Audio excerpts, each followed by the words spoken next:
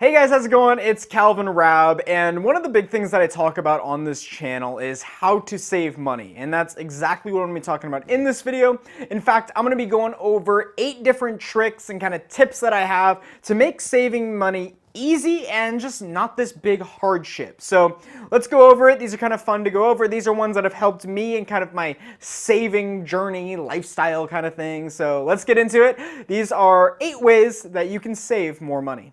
And if you're new here, my name is Calvin Raab. I make videos all about personal finance, so if you're interested in that at all, I would love it if you would subscribe.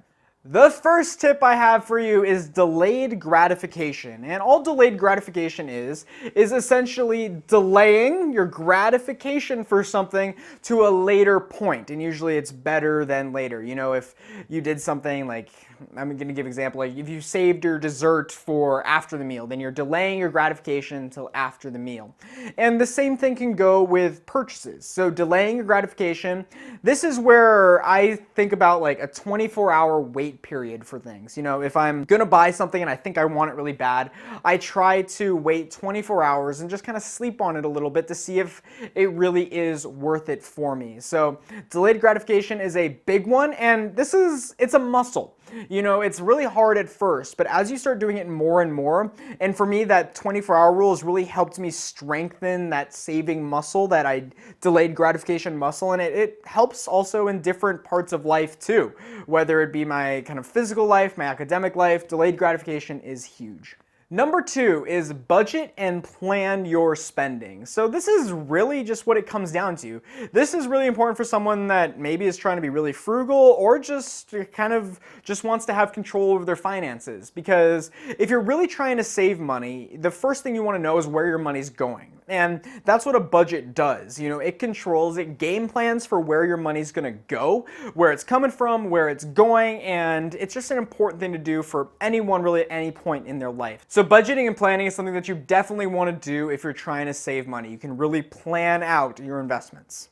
The third way, and this way is huge, and this is meal prep, meal plan. So when it comes to really saving a lot of money, this is kind of everyone's bread and butter, and this is oftentimes how a lot of people can save a lot of money. Because if you look at your expenditure sheet, if you look at that budget and see where the majority of your money is going, oftentimes it's going to the food budget. You know, you pay a lot, but by meal prepping and meal planning, you can have great meals at a cheap price. Generally what I do is Saturday, I go to the grocery store and I get everything I need for the week, and then either Sunday or Monday morning, I make all my meals for the week. There's great little meal prep kits you can get on Amazon and different things like that. So there's a lot of different options out here, but just planning your meals is so important. It's a great way to save a lot of money, and you're not compromising on like the health of the food. You know, I have very healthy food when I meal prep, and if I tried to go and get that if I went out to eat, I would be paying a lot more, because generally when you go out, the food is quite a bit more expensive, especially if you're trying to be healthy. So meal prep, meal plan, you don't compromise on the healthiness, and it's just a good thing to do for trying to save a lot of money.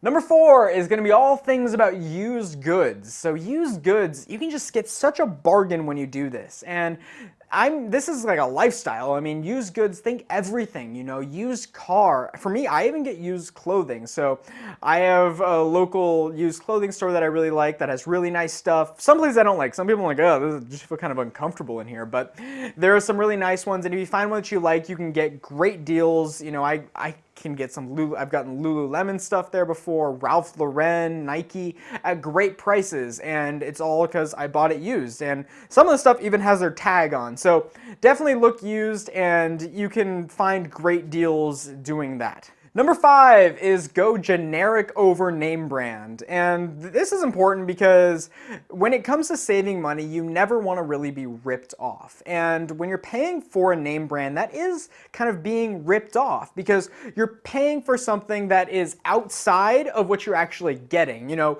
you're getting this product, but you're paying a little bit more for the name on the product. It's like when you eat out and it has an ocean view, you're also paying for that ocean view, not so much just the food. So what you should do here is just see what the generic name brands are. See if there's a store brand one. You know, I now go to CVS, and I usually know what the nice one is, and I know what the parallel is over to the store brand one. So just be aware of that. Another option for this is just to look on Amazon to see what kind of the competitor prices are for the product that's performing that same kind of utility and doing that same thing. So definitely always look generic over name brand. This is especially important when it comes to just like a lot of hygienic stuff and just beauty materials. There's always usually a generic one that can do basically the same thing. Number 6 is don't buy cheap, buy quality. Now, this may seem weird. You're like, Calvin, this whole video is about trying to save money. So we buy cheap stuff? And no, you don't want to do that, because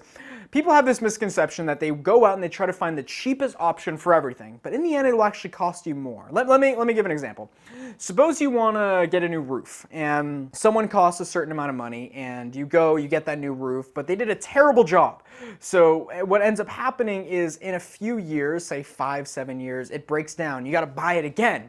Well, then you end up spending a whole lot more had you just gotten a quality one in the beginning that lasts you 20 years or something like that. So you want to make sure you're getting a good deal, not necessarily cheap. So I always try to buy nice things, especially when I'm buying clothes. I want to make sure I'm getting a good deal. I'm not just getting a really cheap polo or a cheap t-shirt that's just going to break or just kind of wear down, shrink, and everything like that. I'm going to buy more. No, I try to buy quality stuff that I think is a good deal that I'll be able to use for a long time. Number 7 is efficient utilities. Now, this is one that can cost a little bit upfront in the beginning, but in the long run, it'll save you money. So when I mean efficient utilities, you can look into things like LED light bulbs and anything like that. The whole goal here is to kind of lower that utility bill. So you can look into LED light bulbs. You can even get smart thermostats. So in my apartment, we actually have a Nest, and you can set that on like optimal settings so that it regulates the house in such a way that it'll lower your utility bill and maximize kind of the usage of it. So that's been really nice for us. By us, I mean my roommates. And other than that, you can just do a whole bunch of different, if you go to Home Depot or if you look online how to lower your utility bill, you'll find a whole bunch of different examples about how to do that. So these are definitely things that you may want to look into. Number 8, the last one, is kill your darlings. Now, I actually am stealing this phrase from my philosophy professor back freshman year of college, and she came to us and was speaking to us when we were writing a paper, and she said, I want you to kill your darlings. And we were all like, what? She wants us to do what?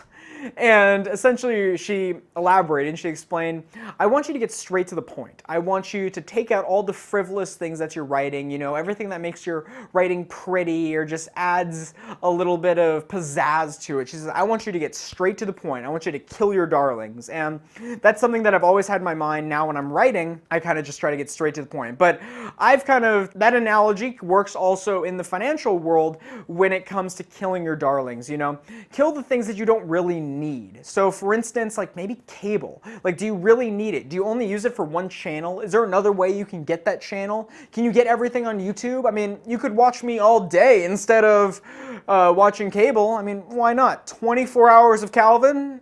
Okay, that's a lot of Calvin. Maybe you don't want to do that. But maybe you can like get a smaller plan, or maybe you just watch movies. Maybe you can get them at the library rather than having to pay for cable. Or maybe you don't go to the gym. Maybe you can get some weights in your house, or you can run around your neighborhood or hike a little bit. Kill your little darlings, just these little expenses. And you can find these darlings in your budget. Figure out where they are, and sometimes they're hiding. You may think they're necessities, but in reality, they're not. All right, so that will wrap it up. Those are 8 different ways that I believe are great ways to save a lot of money and kind of live a little bit more frugally, but not really hurt your all-together lifestyle. So I hope these were helpful. If you have any other recommendations about tips and tricks to save money, I would love it if you would put it in the comments below.